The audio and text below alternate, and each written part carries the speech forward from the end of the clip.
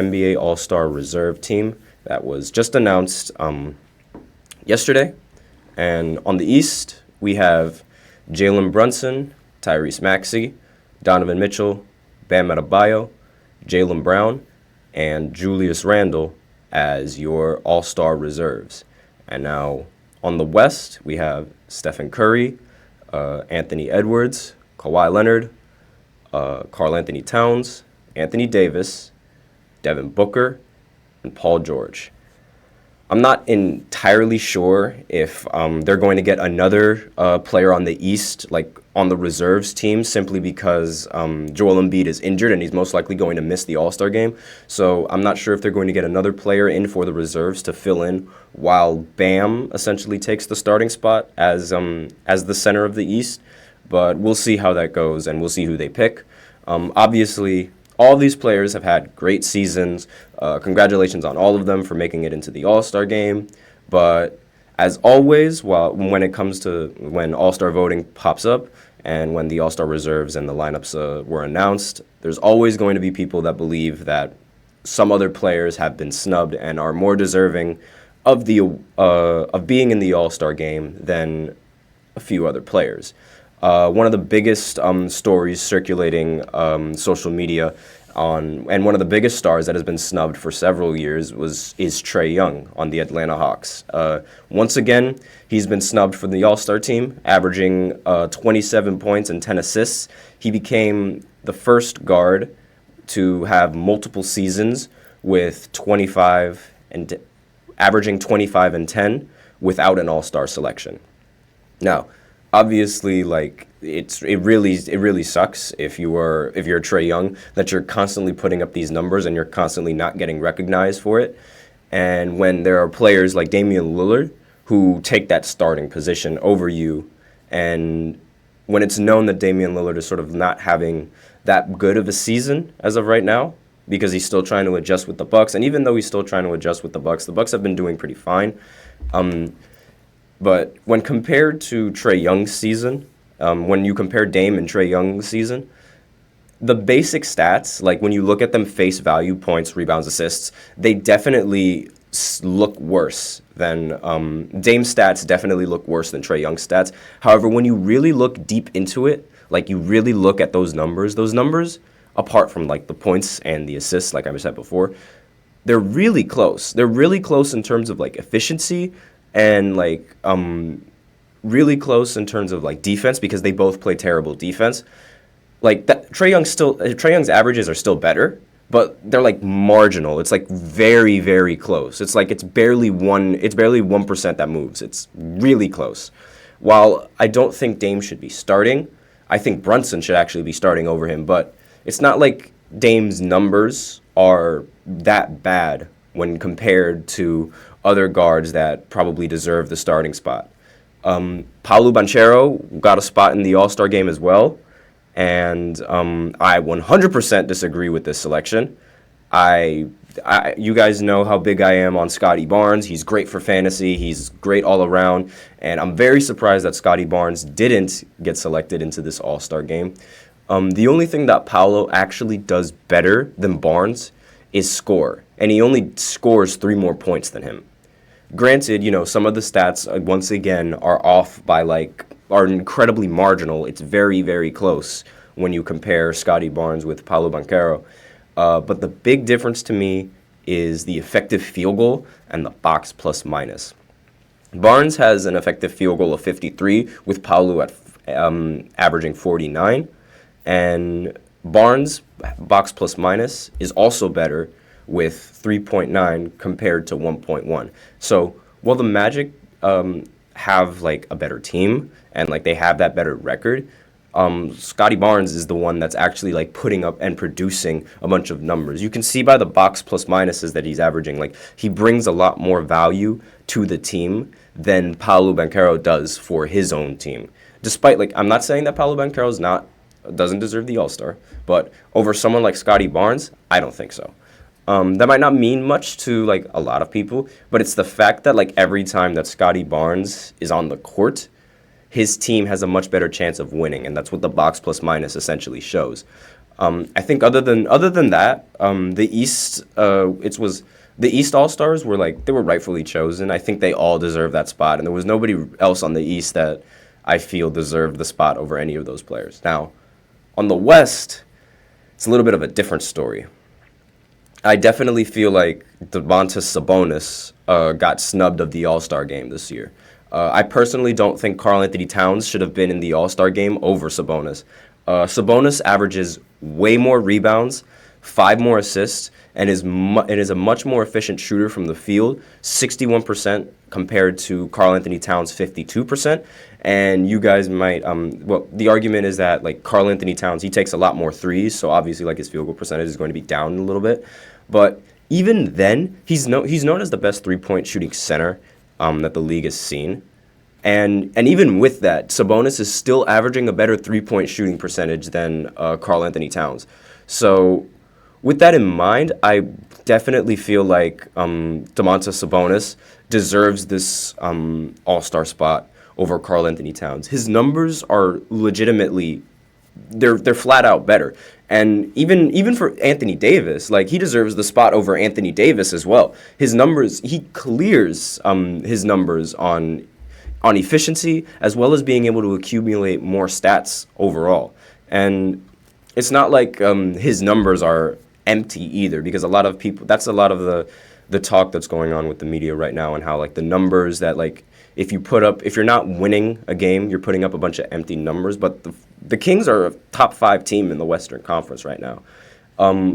Another guard that several people feel got snubbed was De'Aaron Fox. Me personally, I don't think De'Aaron Fox got snubbed of this game. The rest of the guards that were chosen to participate in the All-Star game, they're elite. Devin Booker, Paul George, and Stephen Curry. Those guys are incredible at basketball. Now, obviously, De'Aaron Fox is incredible as well, and he definitely deserved an All-Star spot. But over those players, I don't think so. Simply because all of those players average better numbers than him in terms of efficiency and in terms of production. The points per game part, De'Aaron Fox definitely has a slight edge over some of those guards, but still, with the rest of the production and what those other guards bring to the table, I feel like they deserve that spot over De'Aaron Fox. And the Kings are the only top 5 team that don't have an All-Star in their lineup, which raises the biggest question as to should team record be taken into account when voting for or when deciding on who makes the All-Star game and who makes the All-Star reserves. If the team isn't winning, but you're still putting up good numbers, then those are empty stats. That's sort of the argument that's being put out there by the media, which I could see. I could see why. But they are actively trying. These players are actively trying to win games. It's not their fault that they're putting up quote unquote empty stats because they're trying to play well and their team just so happens to keep losing. The real empty stats are the garbage time stats, meaning the stats that are accumulated when a team has a 30-point lead and there's 5 or 6 minutes left to go in the fourth quarter. Those are the garbage time stats. It's very difficult to scale, where we, and not to mention, with the talent of the league, it's very difficult to scale, who's more talented than the other player.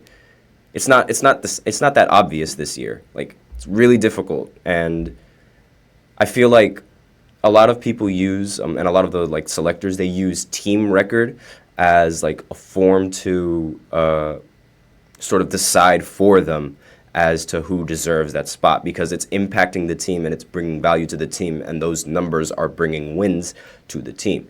But in my personal opinion, I obviously value winning, but I feel like the All-Star game should be for people who can hoop. So just off of their numbers alone, not off of team record, none of that, just their numbers. So then it's fair game for everyone, because it's the individual players can't do anything to change the results of their team record and their team success, especially if they're the only ones that are doing the most on either the offense or the defensive side of the ball. And obviously, fan voting also plays a major factor in some of these players getting into the All-Star lineup, as opposed to other players who might deserve it. So, like, for example, Julius Randle, he's honestly, like, I completely forgot. Julius Randle is another guy that I don't think deserves to have that starting spot over Scotty Barnes. Like, Scotty Barnes definitely deserves that starting spot. Jesus Christ. Scotty Barnes definitely deserves that starting spot over Julius Randle. And Scotty Barnes' numbers are much better than Julius Randle, like by far, aside from points and one more rebound. But since Julius Randle plays for the Knicks, and there are a lot of Knicks fans and a lot of loyal Knicks fans, and they're popular now, and the team is relevant, like, they showed up in the voting for him, and the fans were like, we want him in the All-Star game. So the people who decide towards the end eventually, like, who gets into the lineup, decided, like, oh, these guys, they, like, in their thought process, it's like, oh, the fans want Julius Randle in the All-Star lineup, but Scotty Barnes, like, definitely deserves to be in this All-Star lineup. But I guess we have to go with Julius Randle because that's what the fans want. That's what a majority of the fans want.